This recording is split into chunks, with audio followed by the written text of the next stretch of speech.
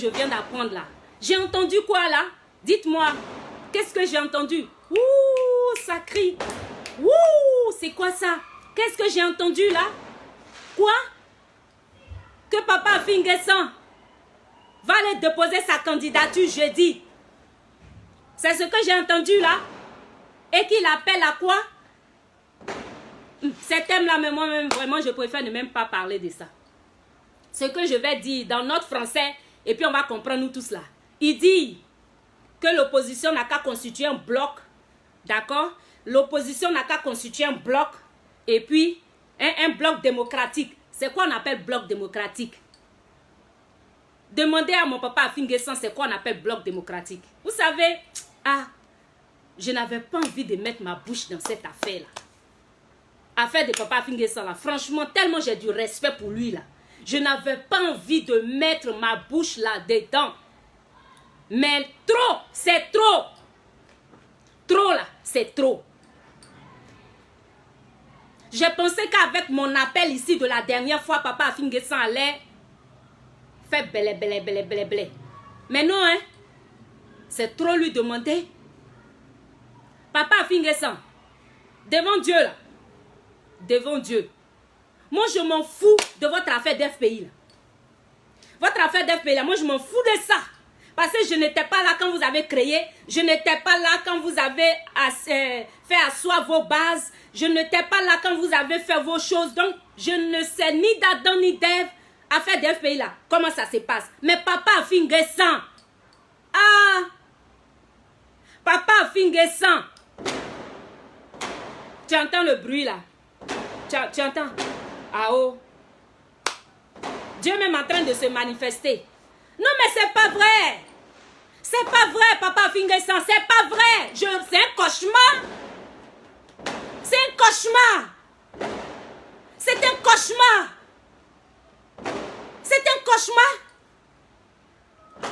Il est pris en otage. Il est pris en otage par qui? Papa Finguessan là, il est pris en otage par qui? Qui l'a pris en otage? Il a fait quoi et puis on l'a pris en otage? Si c'est otage, dans ce cas, il n'a qu'à retourner en prison. La prison là, elle est plus digne pour lui que de faire ce qu'il fait aujourd'hui. Papa Finguessan. Non, moi je ne suis pas d'accord avec ça. Hein? Non. Je ne suis pas d'accord avec ça. Les gens n'ont qu'à continuer à t'appeler traite. Tu te sens bien dans la peau de traîtrise ou bien c'est pas quoi là, de Judas. Papa Finguessan, il ne faut pas faire ça, hein. Faut pas faire ça. Une fois, on peut comprendre. 2 fois, on peut comprendre. Mais 3 fois. Non, papa Finguessan, faut pas faire ça.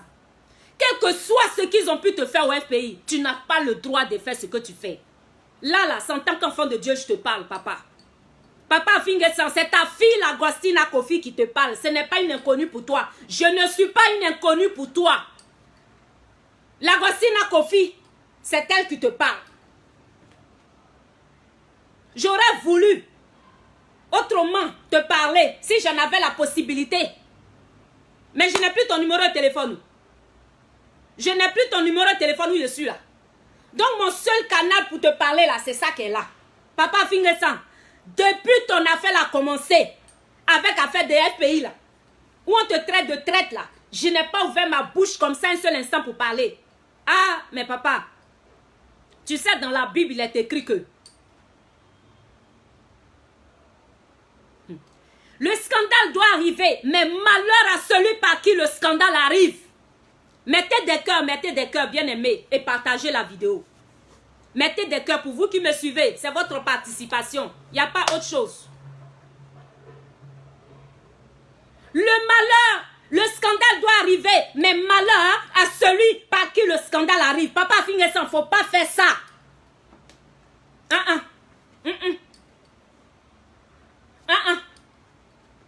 Tu es parti voir papa Laurent Gbagbo. Avant d'aller le voir là, nous tous on sait ce qui s'est passé. On t'a fait ceci, on t'a fait cela. On n'a pas voulu ceci, on n'a pas voulu cela. D'accord, Dieu soit loué, il t'a reçu. Vous vous êtes parlé, vous vous êtes entendu. Gloire à Dieu. Mais là où on est arrivé là, papa Finguessan, C'est ta fille, la Gossina Kofi, qui te parle. Quel que soit ce que Gbagbo Laurent a pu te faire, quel que soit ce que le FPI t'a fait de mal, quel que soit ce que les opposants politiques t'ont fait, les partisans politiques du FPI t'ont fait, les fondateurs du FPI t'ont fait, quel que soit ce que Maman Simone Gbagbo t'a fait, quel que soit ce que les gens t'ont fait, ce que Papa Assou-Adou t'a fait, Papa Finguessan, tu n'as pas le droit de faire ce que tu fais là. Tu n'as pas le droit selon la parole de Dieu. Papa Finguessan, aujourd'hui je vais parler de Charles Blé Goudé. Je vais vous dire pourquoi j'aime Charles Blé Goudé, mon grand frère Charles Blé Goudé, pourquoi je l'aime de tout mon cœur. Non seulement c'est mon grand frère, je vais vous dire. Papa Finguessan, tu le sais bien. Tu sais ce qui me lie à Charles Blé Goudé. Blé Goudé là, pourquoi j'aime son affaire? Parce qu'il m'a appris à assumer mes choix. Il m'a appris à assumer mes choix. Il m'a dit, Lagostina, quel que soit le choix que tu fais, en prenant exemple sur Henriette Dagri Diabaté, la maman Henriette Dagri Diabaté qui est aujourd'hui la grande chancelière. Il m'a dit de prendre exemple sur elle et de voir l'exemple de la loyauté et de la dignité et de la fidélité. Aujourd'hui là, regarde Blé Goudé Charles, papa, quel que soit ce qu'ils ont pu dire sur lui là, quel que soit ce qu'on a pu annoncer sur lui, il a dit, il ne se présente pas, il ne fait rien tant que Gbagbo Laurent ne se retire pas. Blé Goudé là, il n'a pas besoin d'autorisation de Laurent Gbagbo pour se présenter. Mais s'il le fait là, même si on dit que Blé Goudé est comme ci, il est comme ça, il y a ce qu'on retient aujourd'hui là, c'est que Blé Goudé dit, lui il ne sera jamais candidat tant que Gbagbo Laurent sera là. Papa Finguessan, Blé Goudé n'est pas FPI. Hein. Donc il peut se présenter, on peut comprendre pour lui. Mais toi, Papa Finguessan, c'est ta fille, la Gossina Kofi, qui te parle. Oh. Je ne comprends pas. Papa Augustin Komoué, mon grand frère Augustin Komoué, monsieur le ministre Augustin Komoué, monsieur le ministre Augustin Komoué, c'est ta petite soeur, la Gossina Kofi, qui te parle. On se connaît bien. Je suis ta petite soeur du Zanzan. Tu sais que depuis cette histoire, cette crise, j'ai jamais ouvert ma bouche pour parler. C'est pas parce que je n'en avais pas la force, ni le pouvoir. Mais je me suis tue pendant 10 ans, exprès. Aujourd'hui, là, si je me permets de parler, grand frère Augustin Komoué, c'est parce que l'heure est grave. Il ne s'agit plus de la personne du parti FPI, il ne s'agit plus de la personne du président Finguessan, ni du président Laurent Gbagbo, à plus forte raison, il ne s'agit pas de moi, ma personne. Donc, grand frère Augustin Komoué, tu es un bron. Tu es un bron. Tu es un Nagni. Nous connaissons nos origines. Tu sais très bien que ça ne se fait pas. La trahison là, elle se paye. Donc il faut donner conseil à Papa Finguessan. C'est parce que je l'aime là que je parle. Et comme j'ai dit là, je n'ai plus son numéro de téléphone. Et comme en Côte d'Ivoire, tous vos téléphones sont sur le coude, je n'ai pas envie d'emmerder quelqu'un pour dire, passez-moi mon Papa Finguessan. Voici pourquoi je lui parle par ce canal. Sinon, si j'avais son numéro de téléphone, j'allais appeler Papa Finguessan pour dire, c'est ta fille la Gossina Kofi qui te parle. Mais l'affaire où on est arrivé là, papa dit, c'est après demain, il va déposer sa candidature. Il a encore temps d'y renoncer. Il a encore temps de dire, ce n'est pas possible, je ne le ferai pas. Il a encore temps de rebousser chemin. Parce qu'une première fois, Dieu peut tolérer. Une deuxième fois, Dieu peut tolérer. Du moment où il est parti rencontrer Laurent Gbagbo, là, quel que soit ce qui a pu se dire, c'est ce que Dieu retient. Donc, grand frère Augustin Komoué, je m'adresse à toi. S'il te plaît, il faut donner conseil à Papa Finguessan. Toi aussi, grand frère Komoué, je connais ton cœur. Je sais combien tu es bon. Et je sais que Papa Finguessan est entouré de personnes malhonnêtes. De mauvais conseillers. Que toi et moi, on connaît. Donc ceux-là, je ne m'adresse pas à eux. Mais je m'adresse à toi, grand frère Augustin Komoué, pardon. Oh, grand frère, tu es trop bon. Faut pas rentrer dans ça. Ou bien soit, si tu as parlé au président Finguessan et puis veut insister et persister dans ses voies, faut démissionner, faut rebousser chemin comme la tante Monet.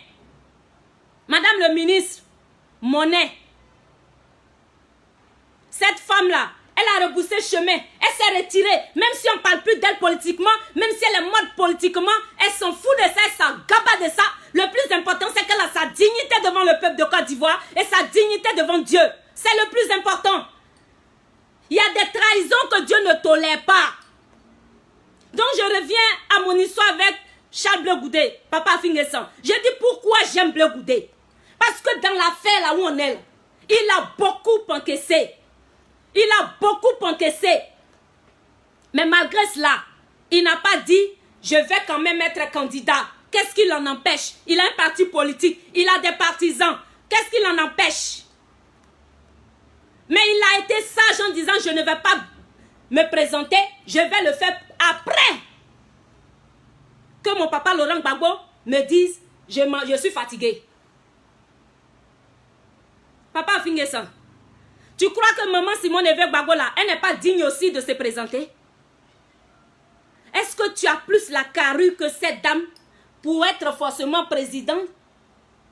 Quand je dis cela, je ne dis pas, excuse-moi, je ne dis pas que tu ne peux pas, tu n'as pas la carrure, non. Mais je veux dire, elle est fondatrice du FPI. Elle est membre fondateur de ce parti-là.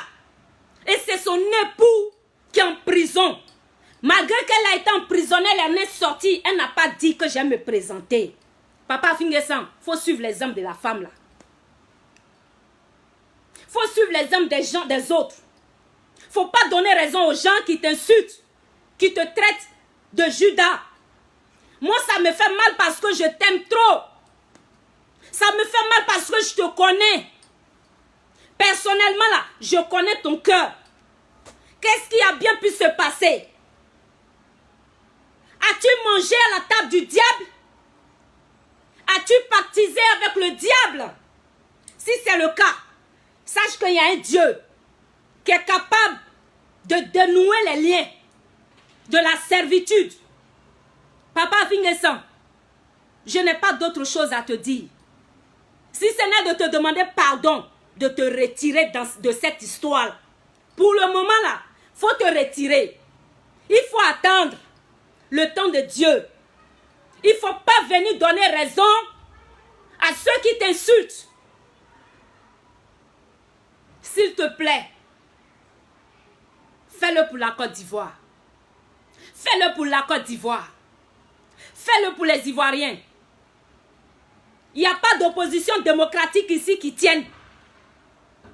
Il n'y a plus de démocratie. Tu le sais, je le sais. Tout le monde le sait. Alors,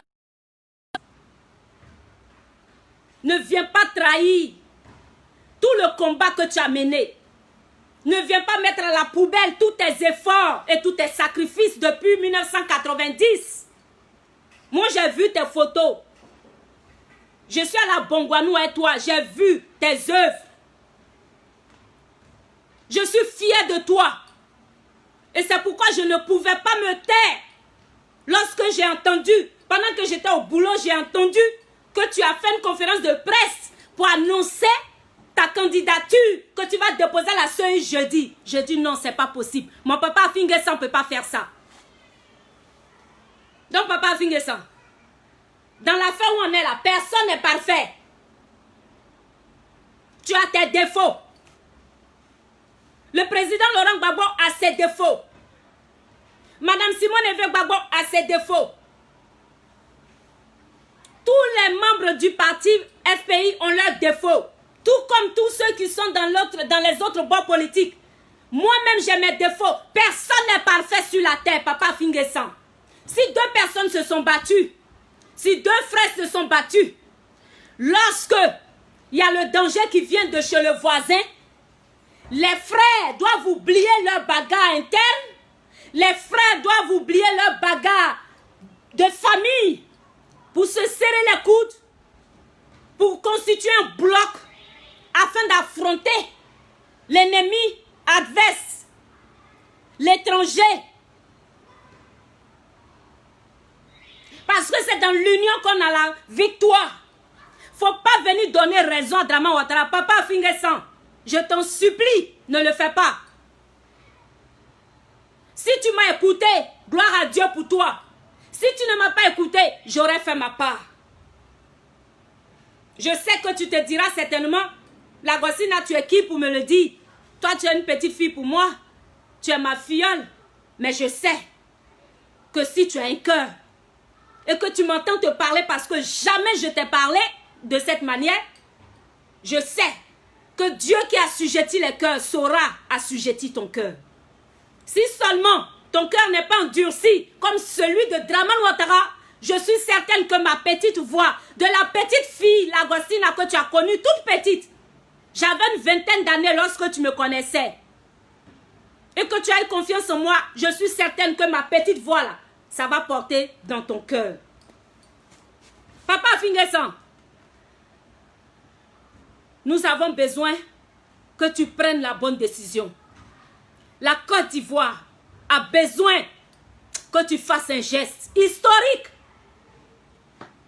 Parce que tu t'es présenté en 2015. Nous, on s'en fout de ça.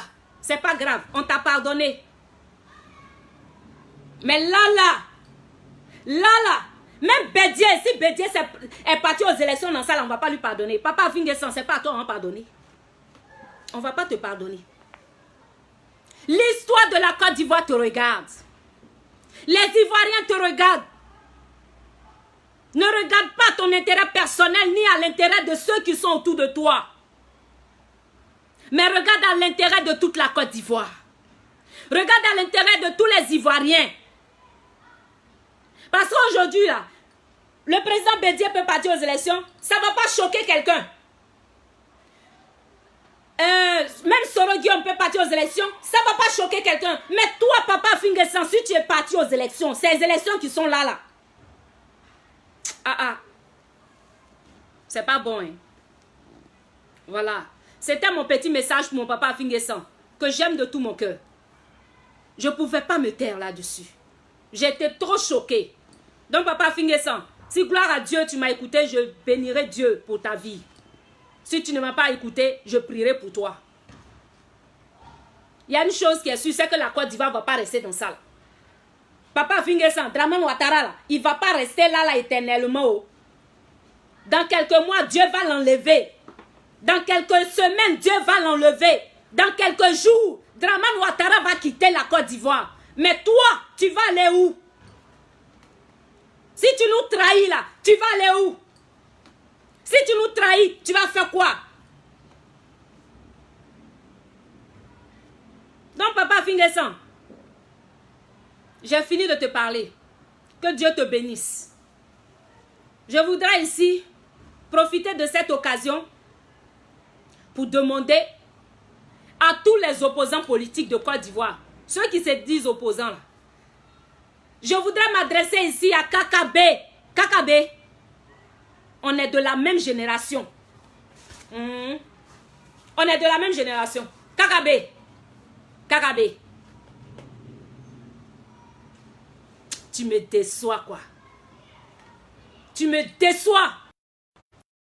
Tu déçois la jeunesse. Aujourd'hui, là, Soro Guillaume n'est pas là. Ton frère, que tu appelles ton frère Blé Goudé, il n'est pas là. Toi, sur qui la jeunesse ivoirienne, les fessis, les étudiants d'avant et d'aujourd'hui, toi, sur qui la jeunesse ivoirienne pouvait compter, c'est toi qui es venu te vendre et te livrer comme ça au diable, qui est venu pactiser avec le diable. Que t'a-t-il donné? Draman Ouattara t'a donné quoi? KKB. KKB. Il suffit seulement que tu dises un mot. Il suffit seulement que tu sois au bon moment, au bon endroit, pour que quelque chose soit fait, pour donner de l'espoir à la jeunesse ivoirienne. Maintenant, Tu as décidé de te laisser corrompre. Tu as décidé de te laisser corrompre. Tu as décidé de vendre la jeunesse ivoirienne. De jeunesse ivoirienne. KKB. Je ne suis même pas sûre que tu seras capable de regarder Bleu Goudé Charles comme ça dans ses yeux encore.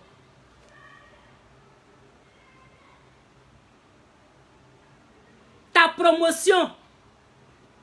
Nous, les hommes, les gens de ta promotion, on espérait, on comptait sur toi. On espérait que tu sois capable de porter le flambeau de la jeunesse. D'être le porte-flambeau de la jeunesse. Porte-parole de la jeunesse. Mais regarde ce que tu fais de nous. Que t'a-t-il donné, Dramane Ouattara? Que Laurent Gbagbo ne pourra pas te donner. Que la Côte d'Ivoire ne pourra pas te donner. Que t'a-t-il donné? KKB, que t'a-t-il donné? Qu'il soit si grand à tes yeux, au point de regarder tes frères mourir, au point de regarder les Ivoiriens mourir, les jeunes gens se faire macheter, déchiqueter. KKB, non. Moi, je ne sais pas si, quand moi, j'ai te regarder encore là, moi, je te vois là, moi, je ne sais pas si elle pourra te regarder dans les yeux. Je suis déçue de toi. La Côte d'Ivoire est déçue de toi. La jeunesse ivoirienne est déçue de toi. Tu nous as livrés. Tu nous as trahis. Tu as trahi le combat. Tu as trahi le peuple ivoirien. Parce qu'en trahissant le PDCI, tu n'as pas fait que trahir le PDCI. Tu as trahi toute une jeunesse. Tu as trahi la jeunesse ivoirienne. Tu as trahi la Côte d'Ivoire tout entière, KKB. Quand tu parles comme ça, on est content. Les mamans sont contentes. Les papas sont contents. Les jeunes sont contents. Tu ne pouvais pas te saisir de cela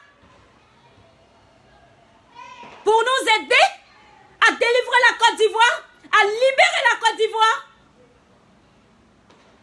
Que t'a-t-il donné, Dramane Ouattara?